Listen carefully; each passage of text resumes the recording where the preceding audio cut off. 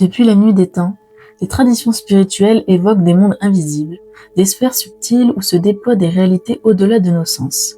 On raconte qu'au sein de ces plans, il existerait une organisation, une sorte de hiérarchie mystérieuse, presque semblable à une grande symphonie vibratoire. Mais est-ce une simple métaphore ou bien une structure réelle qui régit l'ordre des mondes subtils? Dans cette vidéo, je vous propose de partir ensemble à la découverte de ce grand mystère. Existe-t-il véritablement une hiérarchie dans les plans subtils? Et si oui, à quoi correspond-elle d'un point de vue de fréquence et des vibrations? Bonjour et bienvenue sur ma chaîne YouTube Naomystique. Ici, on explore les dimensions invisibles, les messages subtils et ce que l'âme murmure dans le silence quand le cœur prend le relais du mental. Aujourd'hui, je t'invite à revenir à l'intérieur, loin du bruit du monde. Aujourd'hui, nous allons plonger ensemble dans un univers fascinant et mystérieux, celui de la hiérarchie des plans subtils. Dans cette vidéo, nous allons notamment explorer. Premièrement, existe-t-il une véritable hiérarchie dans les plans subtils ou est-ce juste une projection humaine de l'ordre terrestre? Aussi, comment se manifeste la hiérarchie? Par le rôle, par le niveau de conscience ou alors par la fréquence vibratoire? Troisièmement, est-ce que la hiérarchie subtile est-elle fixe ou en perpétuelle évolution? Quatrièmement, comment reconnaître la vibration ou la signature énergétique dans une densité donnée? Et enfin, est-ce que l'élévation de fréquence conduit naturellement à une place différente dans la densité? Si tu es en quête de lumière et de connaissances intérieures, cette exploration pourra peut-être transformer ta vision du monde subtil. Alors reste bien jusqu'au bout car ce que je vais te partager aujourd'hui ne vient ni des livres ni des théories apprises. Ce sont des vérités canalisées et de connexion avec ce qui se trouve au-delà du voile. Mais avant de plonger dans un voyage de conscience, laisse-moi poser une base essentielle avec toi. La canalisation spirituelle, qu'est-ce que c'est? C'est une pratique vibratoire, un langage d'âme. Canaliser, c'est traduire des ondes lumineuses en mots. Ces fréquences proviennent notamment de présences subtiles, comme les anges, les archanges ou encore les maîtres ascensionnés. Ce sont eux que je reçois dans un espace profond de réceptivité et que je vous transmets ici avec humilité et respect. Mais n'oublie pas ceci. Même les messages les plus purs passent à travers un filtre. Et ici, il s'agit du mien. Il s'agit notamment de mon vécu, de mes émotions, de ma conscience du moment. Tout ceci vient colorer ce que je te transmets. C'est pourquoi je t'invite avec beaucoup de bienveillance à ouvrir cet espace sacré en toi et surtout à te souvenir d'une chose essentielle. Tu es souverain. Prends uniquement ce qui résonne pour toi et fais preuve de discernement dans le tri de ces informations. Surtout, écoute ton propre ressenti, car c'est lui le véritable maître intérieur. Ainsi, respire profondément, reviens en ton centre et permets à ton cœur d'accueillir ce que ton mental ne peut pas encore comprendre. Car nous allons ouvrir un passage vers l'invisible et nous allons découvrir ce que pourrait être la matière dont nous ne comprenons pas encore la place dans notre univers. On commence dans un instant.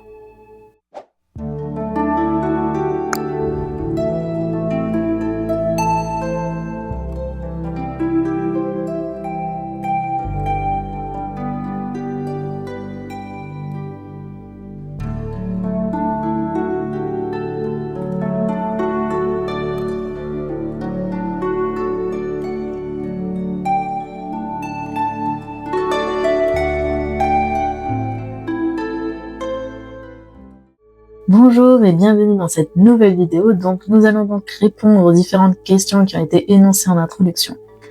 Donc avant de commencer, je voulais tout d'abord remercier l'abonné qui m'a proposé ce thème qui est évidemment très riche et je pense que je ferai sûrement un deuxième épisode pour pouvoir répondre à l'entièreté des questions qui m'a proposées aujourd'hui. Alors, il faut savoir que les questions qu'il m'a posées étaient principalement en lien avec la hiérarchie dans le plan subtil et des potentielles créatures qui y vivent.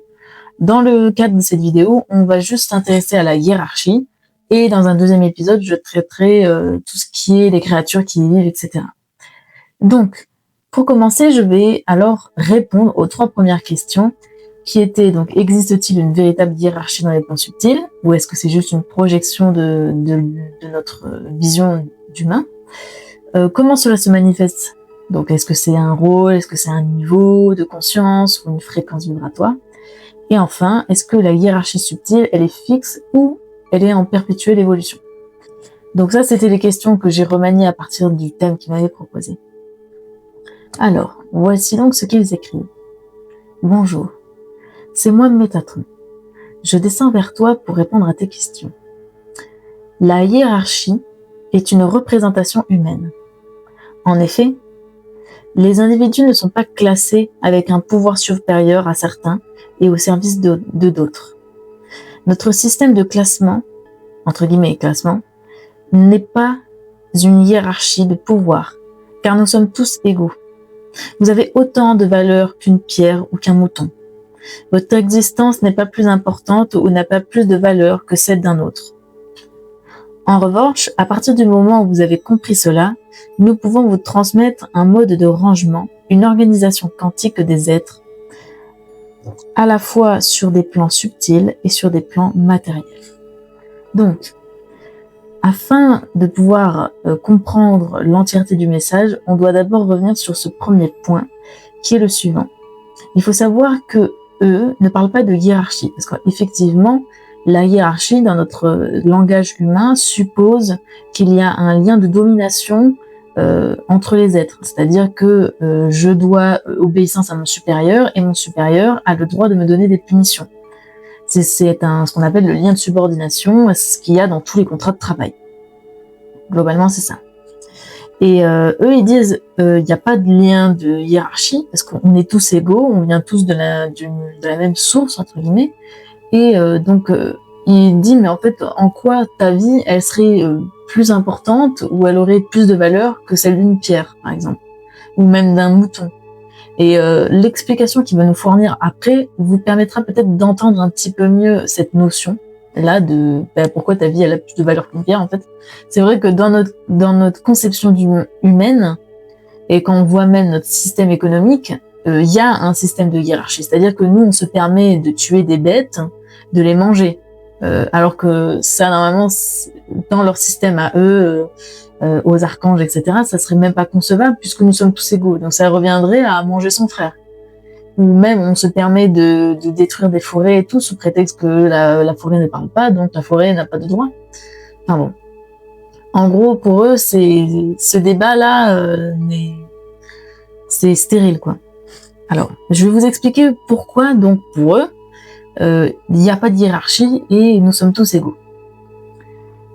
Alors, nous pouvons vous transmettre un mode de rangement, une organisation quantique des êtres, à la fois sur les plans subtils et sur les plans matériels. Cette organisation est elle-même changeante en fonction de l'expérience propre d'une âme dans ces plans. En effet, notre organisation sert avant tout une fonction principale qui est l'apprentissage. Ainsi, chacun apprend à sa vitesse et dans l'ordre qu'il souhaite. Notre organisation quantique peut être représentée sous forme de différents niveaux énergétiques afin d'en faciliter la lecture. Donc c'est par exemple, et là ils nous font un petit schéma. Alors, avant de revenir sur la description de ce schéma, il faut comprendre une chose. C'est que, bien sûr, eux, ils vont avoir une méthode de rangement. Mais il faut que dans cette méthode de rangement, on enlève l'idée qu'il y a une hiérarchie. C'est plutôt là il y a les pierres, là il y a les végétaux, là il y a les humains. Mais c'est pas, c'est comme sur une même rangée, il n'y a pas d'étage. Vous voyez. Donc déjà, il faut enlever le concept de hiérarchie. Ensuite, il explique que il y a dans le parcours d'une âme, il n'y a pas le truc de dire alors je vais d'abord commencer par une vie minérale, puis après une vie végétale, puis après une vie animale.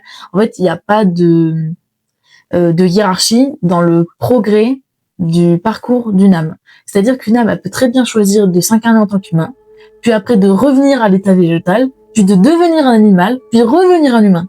En gros, il n'y a pas de truc comme ça. Mais si effectivement, le fait d'avoir une incarnation minérale ou végétale ou même humaine n'implique pas les mêmes choses, n'implique peut-être même pas les mêmes degrés de conscience, et encore ça, on va voir que ça peut être différent, mais en tout cas, il n'y a pas cette hiérarchie-là. Et il n'y a pas surtout un ordre prédéfini. Tout va dépendre du parcours de l'âme. Alors, du coup, pour en revenir au schéma, donc eux, ils vont le ranger de manière à ce que nous, on puisse comprendre. Même si après, ils vont dire que c'est pas tout à fait exact. Donc, par exemple, sur ce schéma, il a fait une espèce de quart de cercle, de rapporteur, là, où en gros, il explique que effectivement, on peut ranger les formes les formes matérielles, les formes physiques, par un degré de, ils appellent ça une courbe de croissance énergétique. Donc, par exemple, je suppose que ça doit être, comme ils disent, en fonction du niveau énergétique. Par exemple, ils ont classé les minéraux, ensuite tout ce qui est micro-organismes, bactéries, etc., végétaux, insectes, animaux, humains. Donc, on voit que ça va de l'organisme le moins complexe d'un point de vue matériel jusqu'à l'organisme le plus complexe. Mais encore une fois, il explique. Ce schéma vous permettra de comprendre une première représentation de votre réalité, même si la représentation avec les dimensions est dans l'absolu fausse. En effet, ils écrivent « fausse car certains végétaux et minéraux sont des entités parfois plus complexes que vous, car elles peuvent s'expandre dans d'autres dimensions grâce à leur mémoire. » Donc déjà, quand on s'arrête là, on se dit « ok, ça me retourne le cerveau ». Ce qui veut dire que cette pierre que tu crois immobile, ça se trouve, elle est en train de vivre 3 vies en même temps, dans différentes émotions.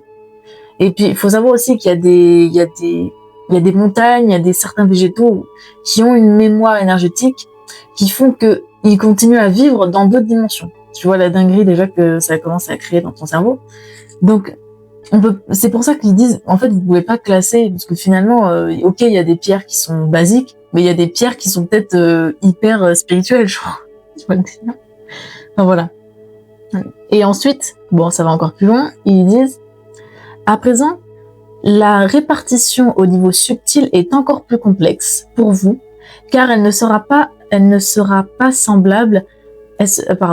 beaucoup plus semblable à une onde avec des variations subtiles permettant ainsi certaines matérialisations.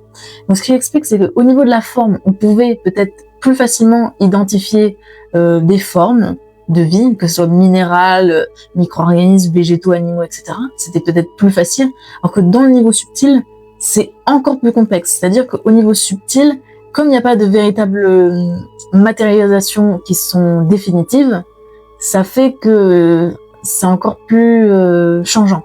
En fait, ce qu'il dit, c'est qu'il faut imaginer, comme sur le schéma qui nous montre, une sorte d'onde qui, en fonction de ces variations, va engendrer des formes de vie, même si elles sont pas définitives. Par exemple, s'il y a un pic, ça va devenir un ange. Si ça redescend, ça sera peut-être un rêve, une pensée, une idée, un sentiment. En gros, cette onde va engendrer des matérialisations comme ça, une sorte d'onde dansante qui va créer quelques dématérialisations comme ça. Et ils disent, vous êtes aussi sur une onde sacrée et qui cette fois-ci est beaucoup moins fuyante et définitive. Donc voilà, ce qu'il explique, c'est que nous aussi, en tant qu'être matériel, tout ce qui est matériel de manière générale, c'est sur une onde, c'est-à-dire une longueur d'onde, une fréquence. Sauf que cette différence entre des formations qui sont éphémères et des formations qui sont définitives, c'est comme ça qu'on va différencier déjà ce qui est subtil de ce qui est matériel. Et donc il dit, ok, vous êtes aussi sur une longueur d'onde comme ça, mais on va dire que c'est comme si elle se tenait plus longtemps dans le temps. Vous voyez? Et il dit, c'est pour cela que vous êtes les deux. Vous êtes un mélange d'ondes plus solides qui a descendu en fréquence, mais dont le lien à la source poursuit, vous permettant également d'agir sur des plans subtils.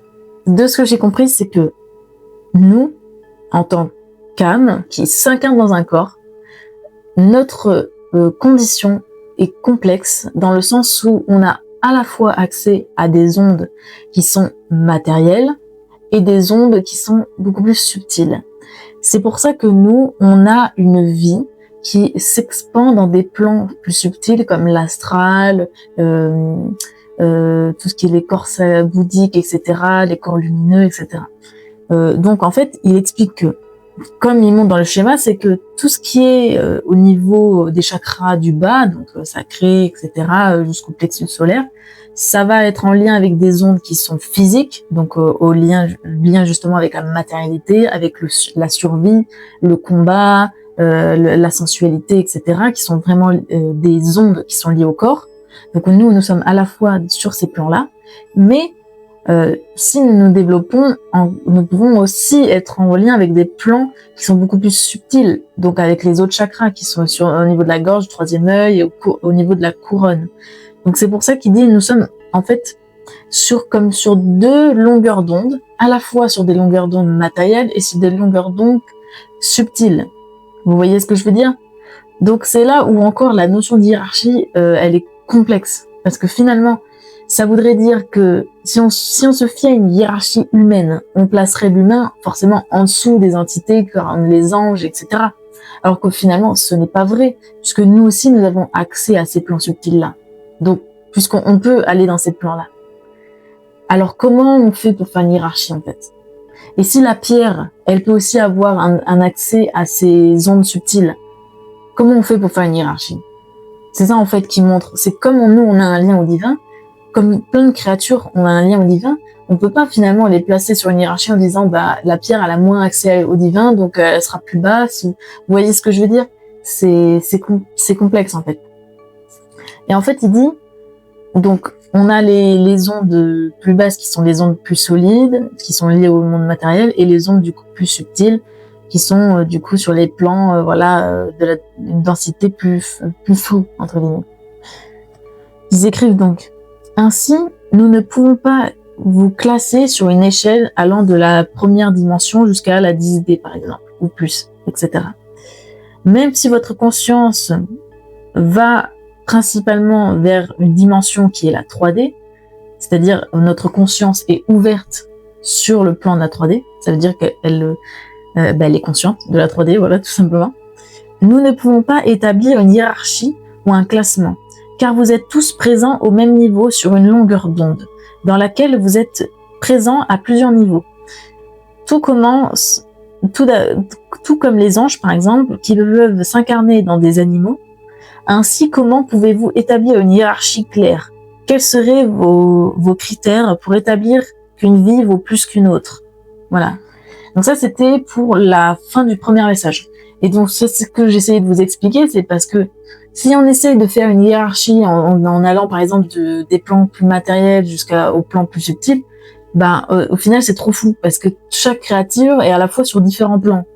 Donc, comment tu fais pour hiérarchiser la vie, en fait, en général? Parce que ce qui dit Métatron à la fin, c'est que ça revient à dire, si cette vie, elle est moins connectée au divin, peut-être qu'elle vaut moins, tu vois, qu'une vie qui est connectée au divin. Donc, ça voudrait dire que la vie d'une plante vaudrait moins que la vie d'un humain, par exemple. Alors que c'est faux, cette pierre, elle est tout aussi connectée que toi au divin. Ça se trouve, elle a une vie tout aussi complexe que toi.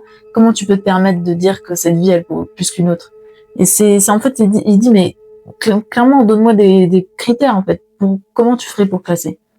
Parce que je pense que il a essayé de répondre à mes interrogations en voyant que même moi, j'avais pas une conception bien claire de ce que pourrait être cette hiérarchie. Ensuite, je lui repose des questions qui sont les suivantes. Pouvons-nous quand même reconnaître une vibration ou une signature énergétique selon les plans et les densités?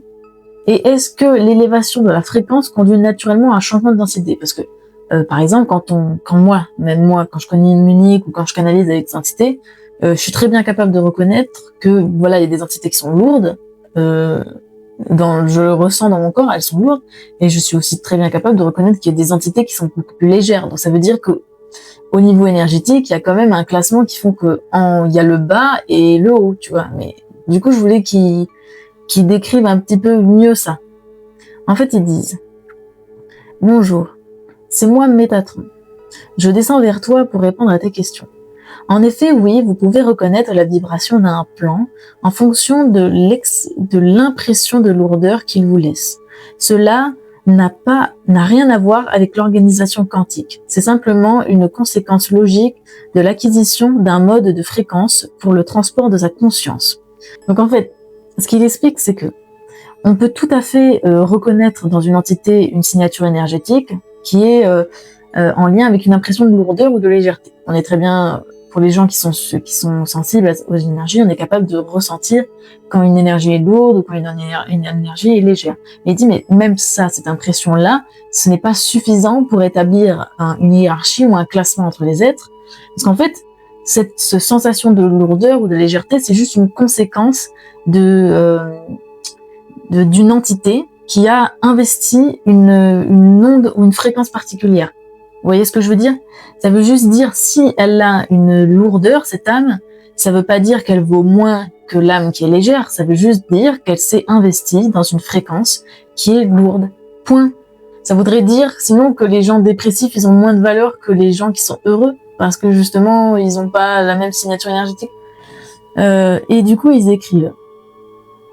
Certains choisissent le minéral, l'ange ou l'humain. Mais une pierre, peut avoir une vie tout aussi complexe que celle d'un humain. C'est juste qu'elle ne se déroule pas sur les mêmes temporalités. Pour simplifier mon propos, ainsi, une élévation de fréquence amène à changer de véhicule. C'est vrai, mais à certains niveaux de conscience, ce n'est pas un véhicule, on parle de plusieurs véhicules dans lesquels on peut projeter sa conscience. Ainsi, l'élévation de conscience n'est pas un phénomène à voir ainsi. Et là, il fait un petit schéma encore. Alors, ce qu'il explique, c'est que on peut choisir d'être un minéral, un ange, un humain. Et en fait, ça n'a pas d'importance, ça. Il dit même une pierre, elle peut avoir une vie beaucoup plus complexe que vous. C'est juste qu'en fait, elle vit pas sur le même plan de conscience que nous, sur la même temporalité, si vous voulez. Et donc, on a l'impression qu'en fait, elle bouge pas ou qu'on n'arrive pas à communiquer avec elle, mais en fait, elle a sa vie, en fait. Elle peut avoir une vie hyper complexe, la pierre. Vous voyez le délire? Et il fait... en fait, il répond à ma cinquième question qui était: est-ce que l'élévation de fréquence conduit naturellement à un changement de densité? Et il dit: une élévation de fréquence amène à changer le véhicule. C'est-à-dire, est-ce que je vais être une pierre? Est-ce que je vais être un animal ou un humain? Elle peut amener à changer de véhicule. C'est vrai.